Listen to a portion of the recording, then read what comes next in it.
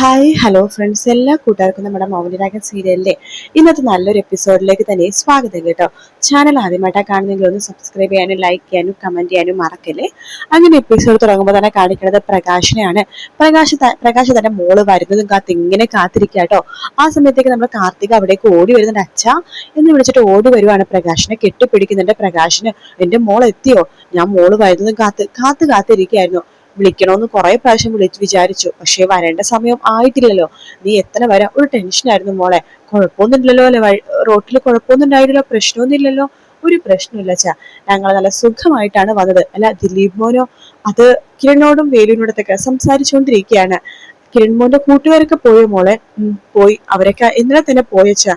അവരൊക്കെ നല്ല പയ്യന്മാരാ. ഇത്രയും ദിവസം ദിലീപ് മോന്റെ കൂടെ ഉണ്ടായിരുന്നില്ലേ, നല്ല പയ്യന്മാരാ. അപ്പോ കാർത്തിക പറയണ്ട്, അതെ അച്ഛാ, വളരെ നല്ല കൂട്ടുകാരാ. അവരൊക്കെ ഇപ്പൊ വിളിച്ചിരിക്കുക അവരുടെ വീട്ടിലെ വിരുന്നിനാ.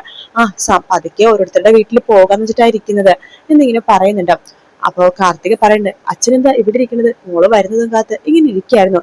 എന്തൊക്കെ പറയാനും അപകടം പൂർണ്ണമായിട്ടും ഒഴിവായിട്ടില്ലല്ലോ മോളെ. ആ ഗംഗപ്രസാദ് ഇപ്പോഴും അലഞ്ഞു തിരിഞ്ഞ് നടക്കുന്നുണ്ടല്ലോ. അതുകൊണ്ട് മോള് സൂക്ഷിക്കണം കേട്ടോ. ഇനി എന്ത് സൂക്ഷിക്കാനാച്ചാ, ഇപ്പൊ അവനെ പേടിച്ച് ആർക്കും പേടിയില്ലാതെയായി എന്ന് പറയാണ്.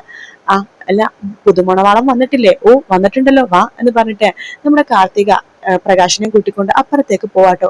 പിന്നീട് കാണിക്കുന്നത് നമ്മുടെ വേലുവിനെയാണ്. വേലുവിനെ ഒരുക്കിക്കൊണ്ടിരിക്കുകയാണ് കിരൺ. അപ്പൊ വേലു പറയണ്ടായോ, കിരൺ സാർ എന്നെ ഒരുക്കണ്ടായിരുന്നു. അതെന്താണ് ഞാൻ ഒരുക്കിയ കുഴപ്പം? നിന്റെ അമലുവിനെ ഒരുക്കണ്ടേ കല്യാണിയാ, അപ്പൊ എനിക്ക് നിന്നെ ഒരുക്കിക്കൂടെ? ഓ, നിനക്ക് ബ്യൂട്ടി പാർലറിൽ പോകണമായിരിക്കും അല്ലെ? ഞാൻ ഒരുക്കിയത് എന്താടാ, ഇഷ്ടമായില്ലേ? അയ്യോ അതുകൊണ്ടല്ല സാറിന്റെ മുടി ജീവിങ്ങനെ ഒരുക്കണ കാണുമ്പോ അതൊന്നും ഒരു കുഴപ്പമില്ല. ഞാൻ പറഞ്ഞിട്ടില്ലേ, നിന്നെ ഞാനേ ഒരു കൂടപ്പറപ്പായിട്ടാണ് കണ്ടിരിക്കുന്നത് എന്ന് കിരൺ പറയാണ്. ശേഷം ഇങ്ങനെ ഒരുക്കിക്കൊണ്ടിരിക്കുമ്പോ കിരൺ പറയണ്ട്, ഇതിപ്പോ മാമി അറിയുമ്പോ എന്ത് പറയുമെന്ന് അറിയില്ലല്ലോ. നിന്റെ മാമീനെ രതീഷ് കൂട്ടിക്കൊണ്ടുവരാൻ വേണ്ടി പോയിട്ടുണ്ട്. കുറച്ചു കഴിയുമ്പോഴേക്കും ഇവിടെ വരും. ഇവിടെ വന്നിട്ട് കാര്യങ്ങളൊക്കെ നമുക്ക് പറയാം. അല്ല, മാമ മരിച്ചിട്ട് അധികം നാളായിട്ടില്ലല്ലോ. അതുകൊണ്ട് എടാ, അങ്ങനെ മരണം നടന്ന വീട് ഇതും അങ്ങനെ തന്നെയാണല്ലോ. പക്ഷെ അങ്ങനെ വെച്ചിട്ട് കാര്യമില്ലടാ. നമ്മൾ മരിച്ച ആൾക്കാരുടെ സന്തോഷത്തിന് വേണ്ടിയിട്ട് പലതും ചെയ്യണം. അവരതൊക്കെ കണ്ട് സന്തോഷിക്കും. അല്ലാതെ ഒരാൾ മരിച്ചു എന്ന് പറഞ്ഞിട്ട് ആ വിഷമത്തിൽ ഇരിക്കല്ല വേണ്ടത്. ബാക്കിയുള്ളവർക്ക് ഒരു ജീവിതമില്ലേ, അപ്പൊ ആ ജീവിതം തുടർന്ന് ജീവിക്കുകയാണ് വേണ്ടത് എന്നൊക്കെ പറഞ്ഞിട്ട് കിരൺ ഇങ്ങനെ സമാധാനിപ്പിച്ചുകൊണ്ടിരിക്കുകയാണ്. അപ്പോ നമ്മുടെ ഇത്ര പെട്ടെന്ന് വിവാഹം വേണ്ടിയിരുന്നില്ല എന്ന് വേലു പറയുമ്പോൾ കിരൺ പറയണ്ട, അങ്ങനെ പറഞ്ഞുകൊണ്ടിടാ. ഇന്ന് നിങ്ങളുടെ വിവാഹം ജസ്റ്റ് ഒരു ലളിതമായിട്ടുള്ള താലികെട്ട് മാത്രമാണ്. നിങ്ങളുടെ ഊരിലെ ആചാരപ്രകാരം വിവാഹം നടത്തുമ്പോൾ ഞാനും കല്യാണിയൊക്കെ അവിടെ വരും. അന്ന് അവിടുത്തെ ചെലവ് ഫുള്ളും എടുക്കണതേ ഞാനും കല്യാണിയായിരിക്കും. പിന്നെ നിനക്കറിയാലോ ഈ വിവാഹം പെട്ടെന്ന് നടത്താനുള്ള കാരണം. അമലു അന്ന് കാട്ടിൽ വന്നപ്പോ നിന്റെ പെണ്ണായിരുന്നു. എന്നിട്ടും ഗംഗപ്രസാദിന്റെ ആ ഒരു വലയില് അവള് വീണു പോയില്ലേ? അയ്യോ സാറേ, അവൾ അങ്ങനെ വീഴുന്ന പെണ്ണൊന്നുമല്ല. ഞങ്ങളുടെ ഊരിൽ എത്രയോ ആൾക്കാർ വന്നിട്ടുണ്ട്. അവര് വന്നപ്പോഴൊന്നും എന്റെ അമലുവിന്റെ മനസ്സ് മാറിയിട്ടില്ല. അതാണ് ഞാൻ പറഞ്ഞത്. ചില ആൾക്കാർ വരുമ്പോഴേ അത് അവരുടെ കുഴപ്പമല്ല, അത് പെട്ടെന്ന് മനസ്സങ്ങോട്ട് പാളി പോണതാണ്. അപ്പൊ നിന്റെ പെണ്ണായി കഴിഞ്ഞാൽ പിന്നെ അവളെ ആരും നോക്കില്ലല്ലോ. അവൾക്ക് വേറെ ആരെയും നോക്കാൻ ഒരിക്കലും തോന്നത്തുമില്ല. പിന്നെ നിനക്കറിയാലോ ഒരു മനോഹരന്റെ കാര്യം. അവൻ സ്നേഹിക്കുന്ന പെണ്ണുങ്ങളൊക്കെ എല്ലാം പഞ്ചഭാവങ്ങളാണ്, നല്ല മനസ്സുള്ള പെണ്ണുങ്ങളാ. പക്ഷെ എന്നിട്ട് പോലും അവന്റെ വലയിൽ വീണു പോകുന്നില്ലേ? അവനൊരു പെണ്ണിനെ നോട്ടിട്ട് കഴിഞ്ഞാൽ ആ പെണ്ണിനെ വീഴ്ത്തിയിരിക്കും. അപ്പോ വേലു പറയണു, മനസ്സിലായി അവന്റെ സ്വഭാവം, അവന്റെ കാര്യങ്ങളൊക്കെ ഞാൻ നന്നായിട്ട് അറിഞ്ഞു സാറേ. ഇപ്പൊ കുഞ്ഞിനെ കാണണമെന്ന് പറഞ്ഞ് നടക്കുകയല്ലേ അവൻ.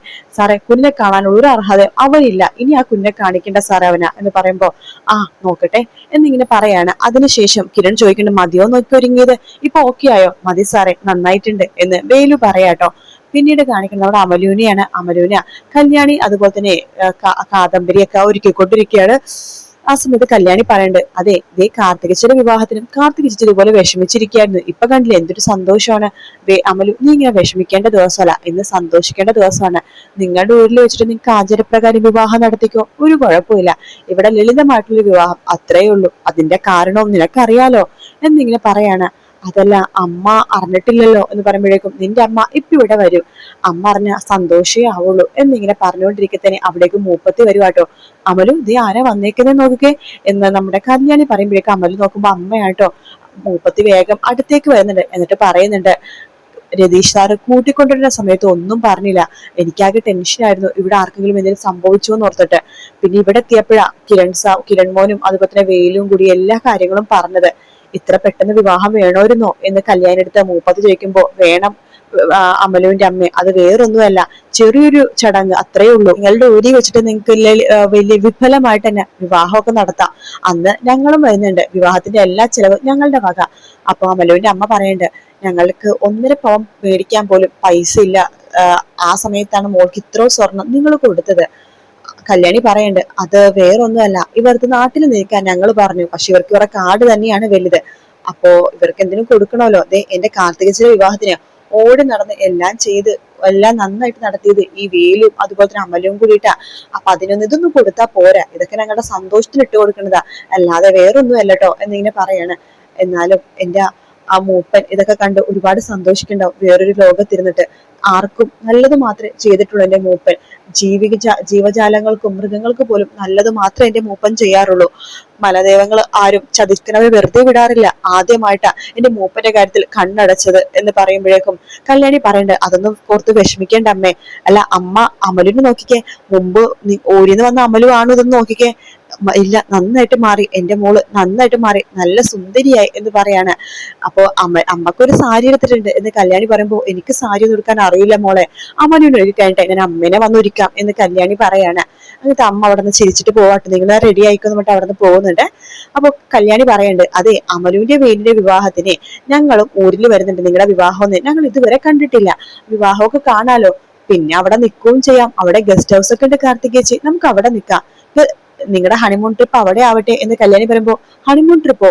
അതെ, പിന്നെ അവിടെ നിങ്ങൾക്ക് നിക്കണമെങ്കിൽ കുറച്ച് ദിവസം കൂടുതൽ നിന്നോ, കല്യാണം കഴിയുമ്പോ ഞങ്ങൾ ഇങ്ങോട്ട് പോരും, വേണമെങ്കിൽ അമലുവിന്റെ വീട്ടിൽ നിൽക്കാലോ എന്ന് കാർത്തിക പറയുമ്പോ, അയ്യോ ഞങ്ങളുടെ വീട്ടിൽ സൗകര്യമൊക്കെ കുറവാണ്, അയ്യോ സൗകര്യം ഒന്നും വേണ്ട അമലു, ഉള്ള സൗകര്യം മതി എന്ന് കാർത്തിക പറയുമ്പോ കല്യാണി പറയുന്നുണ്ട്, അതൊന്നും വേണ്ട, അമലുവിന്റെ അമ്മക്കൊന്നും ബുദ്ധിമുട്ടാക്കണ്ട, നമ്മൾ ഗസ്റ്റ് ഹൗസിൽ തന്നെ നിന്നോളാം, പിന്നെ കല്യാണം കഴിഞ്ഞിട്ട് 2 ദിവസം അവിടെ ഉണ്ടാവും, അത്രേ ഉള്ളൂ, എന്നിട്ട് ഞങ്ങൾ തിരിച്ചു പോരും എന്നൊക്കെ പറഞ്ഞിട്ട് ഇങ്ങനെ നിൽക്കാണ്. അമലു ഇനി കണ്ണാടി നോക്കിയോ, ഓക്കെ അല്ലേ എന്നൊക്കെ ചോദിക്കുമ്പോ ഓക്കെയാണ്, നന്നായിട്ടുണ്ടെന്ന് അമലുവും പറയാട്ടോ. പിന്നീട് കാണിക്കുന്നത് എല്ലാവരും കൂടിയിട്ട് അമ്പലത്തിലേക്ക് പോവാട്ടോ കല്യാണത്തിന് വേണ്ടിട്ട്. അപ്പൊ അമലുവിന്റെ അമ്മ വള്ളിയും സാരിയെ കൂടി നല്ല സുന്ദരിയായിട്ടുണ്ട് കേട്ടോ. അങ്ങനെ അമ്പലത്തിലേക്ക് എത്തുമ്പോഴേക്കും നമ്മുടെ തിരുമേനിയാ, എല്ലാവരും എത്തിയല്ലോ, കല്യാണ പെണ്ണും ചെറുക്കനും എല്ലാം ഉണ്ട് തിരുമേനി, ഞാൻ നിങ്ങളെ കാത്തു നിൽക്കായിരുന്നു, വാ ഇവിടെ നിന്നോ എന്ന് പറഞ്ഞിട്ട് എല്ലാവരുടെ നിരന്ന് നിൽക്കാണ്. തിരുമേനി ചോദിക്കണ്ടേ, ഇതിലേതാ പയ്യൻ? എടാ വേലു, അമലുവിന്റെ അടുത്ത് പോയി നിക്കടാ എന്ന് കിരൺ പറയാണ്. അങ്ങനെ വേലു അമലുവിന്റെ അടുത്തേക്ക് പോയി നിൽക്കുന്നുണ്ട്. തിരുമേനി പണ്ട്, രണ്ടുപേരും നല്ല ചേർച്ചയാണല്ലോ. അമലുവിന്റെ അമ്മ പറയണ്ട്, രണ്ടുപേരും എന്താണ് മുറപ്പെണ്ണും മുറച്ചെറുക്കനാണ് തിരുമേനി എന്ന് പറയാണ്. അങ്ങനെ വരട്ടെ, എന്തായാലും താലി പൂജിക്കാൻ തന്നത് കൊണ്ടുവന്നോളൂ എന്ന് പറയാണ്. കല്യാണി താലി കൊടുക്കുന്നുണ്ട്. ആ സമയത്ത് അമലു വേലിനെ നോക്കാട്ടോ, അവർക്ക് താലി പോലും മേടിക്കാനുള്ള പൈസ ഉണ്ടായില്ലല്ലോ. അങ്ങനെ ആ താലി പൂജാരി പൂജിച്ചിട്ട് ഇങ്ങനെ പൂജിക്കാണ്. എന്നിട്ട് പറയുന്നുണ്ട്, അനുഗ്രഹം മേടിക്കുന്നതൊക്കെ അനുഗ്രഹം മേടിച്ചോളൂ എന്ന് പറയാണ്. അങ്ങനെ വേലു അമലും ആദ്യം അനുഗ്രഹം മേടിക്കുന്നത് നമ്മുടെ കല്യാണിന്റെ അടുത്താണ് കേട്ടോ. അതിനുശേഷം കിരണിന്റെ അടുത്ത്, പിന്നെ തന്റെ അമ്മയായിട്ടുള്ള വള്ളിയുടെ അടുത്ത് അനുഗ്രഹം വാങ്ങിക്കുന്നുണ്ട്. ശേഷം തിരുമേനി താലി എടുത്ത് ഇങ്ങനെ കൊടുക്കുക കേട്ടോ. അപ്പോ നമ്മുടെ കല്യാണിയാണ് താലി മേടിക്കുന്നത്. എന്നിട്ട് വേലുവിന്റെ കയ്യിൽ കൊടുക്കുകയാണ്. വേലു അത് എല്ലാവർക്കും കാണിച്ചിട്ട് അമലുവിന്റെ കഴുത്തിൽ താലി കെട്ടാട്ടോ. എല്ലാവരും പൂവൊക്കെ ഇടുന്നുണ്ട്. പിന്നീട് കിരൺ തുളസിമാല രണ്ടുപേർക്കും കൊടുക്കുകയാണ്. രണ്ടുപേരും തുളസിമാലയൊക്കെ ഇടുന്നുണ്ട്. അപ്പൊ തിരുമേനി പറയുന്നുണ്ട്, ഇപ്പോഴേ നല്ല മുഹൂർത്തമാണ്, രണ്ടുപേരും നല്ല ഐശ്വര്യമായിട്ട് ഒരുപാട് കാലം കുഞ്ഞും കുട്ടികളൊക്കെ ആയിട്ട് ജീവിക്കട്ടെ എന്ന് പറഞ്ഞിട്ട് അനുഗ്രഹിക്കുന്നുണ്ട്. തിരുമേനിയുടെ കാലിലും നമ്മുടെ വേലും അമലും തൊട്ട് തൊഴുവാട്ടോ. അതിനുശേഷം എല്ലാവരും സെൽഫിയും കാര്യങ്ങളൊക്കെ എടുക്കുന്നുണ്ട്. കിരൺ തിരുമേനിയുടെ പറയുന്നുണ്ട്, ഇനിയിപ്പോ ഞങ്ങളൊരു ഹോട്ടലിൽ പോയിട്ട് ഫുഡ് കഴിക്കും, അത്രേ ഉള്ളൂ, പിന്നെ തിരിച്ച് വീട്ടിൽ പോവും. തിരുമേനിക്ക് തിരക്കുണ്ടോ എന്ന് ചോദിക്കുമ്പോഴേക്കും, അയ്യോ ഇവിടെ ഇരുന്നില്ലെങ്കിൽ ശരിയാവില്ല, ചില ആൾക്കാർ വരും പൂജ ചെയ്യാൻ പറഞ്ഞിട്ടെ, ചിലപ്പോ ഫോണിൽ കൂടി വിളിച്ചിട്ടായിരിക്കും പറയണത്, അതുകൊണ്ട് ഇവിടെ ഉണ്ടാവണം എപ്പോഴും, എന്നാ ഞങ്ങൾ ഇന്ന് ഇറങ്ങാ തിരുമേനി. ആയിക്കോട്ടെ എന്ന് പറയാണ്. അങ്ങനെ തിരുമേനിക്ക് ദക്ഷിണ കൊടുക്കുന്നത് പറഞ്ഞിട്ട് കുറച്ച് പൈസ എടുത്തിട്ട് വേലുവിന്റെ കൈ കൊടുക്കാണ് നമ്മുടെ കിരൺ. വേലു ആ ദക്ഷിണ തിരുമേനിയുടെ കയ്യിൽ കൊടുക്കുന്നുണ്ട്. നന്നായി വരും രണ്ടുപേരും എന്ന് പറഞ്ഞിട്ട് തിരുമേനി അനുഗ്രഹിക്കുകയാണ്. അപ്പോഴേക്കും കാദംബരി പറയണ്ട, അതെ നമുക്ക് അധിക നേരം ഇവിടെ നിൽക്കണ്ട, എപ്പോഴാ അപകടം വരുന്നത് പറയാൻ പറ്റില്ല. അത് കേട്ട് രതീഷ് പറഞ്ഞ, അപകടോ? അതൊന്നും വരില്ല എന്റെ കാദംബരി, അതൊന്നും ഒരിക്കലും ഇനി വരാൻ പോകുന്നില്ല. അപ്പൊ കിരൺ ഇങ്ങനെ കണ്ണൊച്ചിനാണെങ്കിലും ഒന്നും പറയല്ലേ എന്ന് ഇങ്ങനെ കാണിക്കുന്നുണ്ട്. അത് കല്യാണി പറഞ്ഞിട്ട്, എപ്പോഴും ഇവരിങ്ങനെ പറയുന്നുണ്ട് അപകടം ഇനി വരില്ലെന്ന്, എന്നാലും പറയാൻ പറ്റില്ല, ആ ഗംഗപ്രസാദ് മരിക്കാത്തിടത്തോളം അപകടം ഉണ്ടാവുമല്ലോ. തിരുമേനി ചോദിക്കേണ്ട, ആരുടെ കാര്യം നിങ്ങൾ പറയണത്? കാർത്തിക പറഞ്ഞിട്ട്, തിരുമേനിക്ക് അറിയില്ല, എനിക്കൊരു ചേട്ടനുണ്ടല്ലോ, വഴിതെറ്റ ചേട്ടൻ ഗംഗപ്രസാദ്. അറിഞ്ഞായിരുന്നോ, അവനൊന്നും ഇനി ശല്യം ചെയ്യാൻ വരില്ല മക്കളെ എന്ന് തിരുമേനിയും പറയാണ്. അങ്ങനെ എല്ലാവരും അവിടെ നിന്ന് സന്തോഷത്തോടു കൂടി തന്നെ വീട്ടിലേക്ക് പോകുന്ന ഭാഗത്തോടെയാണ് എപ്പിസോഡ് തീരുന്നത്. വീഡിയോ ഇഷ്ടപ്പെട്ട ലൈക്ക് ചെയ്യുക, സബ്സ്ക്രൈബ് ചെയ്യുക, കമന്റ് ചെയ്യുക. മറ്റൊരു വീട്ടിൽ കാണാൻ. Take care. Bye bye.